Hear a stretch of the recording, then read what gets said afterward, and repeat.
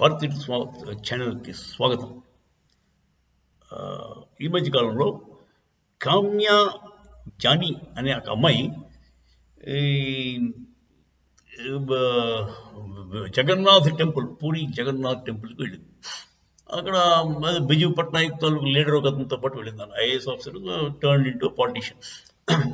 ఆయనతో పాటు వెళ్ళింది. అక్కడ వాళ్ళ ప్రసాదం, జగన్నాథ స్వామి ప్రసాదం, అది అరిటాకు మీద వేసుకుని తింది. చాలా బాగుందని చెప్పి ఏదో కామెంట్స్ పెట్టింది. పాపం జై జగన్నాథ్ అని పెట్టింది. బాగానే ఉంది, అంతా ఓకే. కాకపోతే మన బీజేపీ పార్టీ వాళ్ళు ఉన్నారు కదా, వాళ్ళ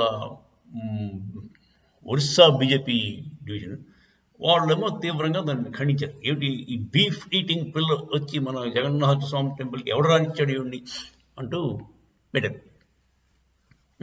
ఆవిడెప్పుడో బీఫ్ తిన్న ఇన్స్టాగ్రామ్ రీల్ కూడా ఏదో పెట్టారు. సో యాక్చువల్గా ఆ పిల్లేమో దానికి రిప్లైగా ఏం చెప్తుందంటే, నేను బీఫ్ ఎప్పుడు తినలేదు, తర్వాత నేను అన్ని గుళ్ళు క్షేత్రాలకి వెళ్తూ ఉంటాను, చార్ధామ్ యాత్ర కూడా చేశాను, ప్రతి గుళ్ళను అన్ని జ్యోతిర్లింగాలు కూడా విజిట్ చేస్తుంటాను అని చెప్పి ఆవిడ ఏదో క్లారిఫికేషన్. నేను అంటే హిందువుగా పుట్టకపోయినా నాకు హిందూ దేవుడు అంటే నమ్మకం ఉన్నట్టుగా మాట్లాడింది ఆవిడ.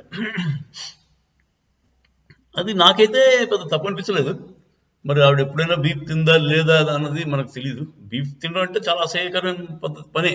హిందూ ఎప్పుడు కూడా బీఫ్ తిన్న వాళ్ళతోటి ఇంటరాక్షన్ ఒప్పుకోకూడదు న్యాయంగా, కానీ తప్పదు. మనం సాయిబులతో మాట్లాడతాం, వాళ్ళతో షేక్ హ్యాండ్ ఇస్తాం, వాళ్ళే మనకి కొంతమంది నాకు పనిచేస్తుండేవాళ్ళు. సో మరి బాగా పనిచేసేవాడు. మన కరీం అనే ఒక శిష్యుడు ఉండే, మంచి నా దగ్గర పనిచేసాడు, చాలా బాగా పనిచేసాడు. సో అది మరి ఏం చేస్తాం, నువ్వు బీపుతున్నావు కదా, నా దగ్గర రాక నాతో మాట్లాడక అనలేం కదా.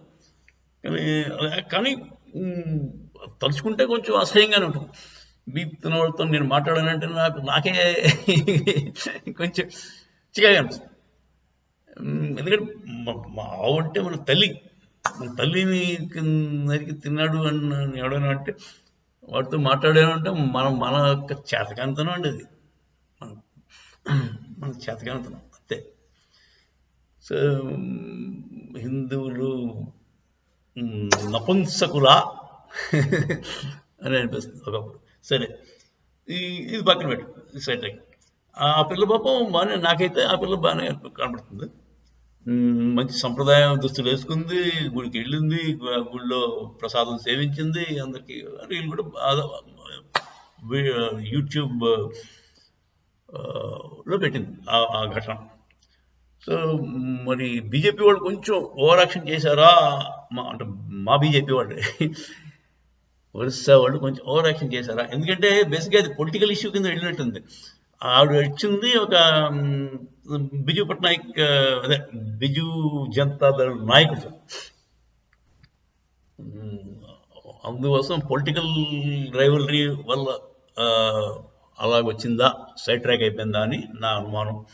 కాకపోతే ఇదైతే వాళ్ళు కొంచెం తగ్గాలి. బీజేపీ ఒరిస్సా వాళ్ళు కొంచెం ఆలోచించుకుని తగ్గవలసిన అవసరం ఉందని నా అభిప్రాయం. మీరందరూ ఏమనుకుంటారు కొంచెం కామెంట్స్ రూపంలో చెప్పండి. వీడియో నచ్చినట్లయితే లైక్ చేయండి, షేర్ చేయండి. జై హింద్.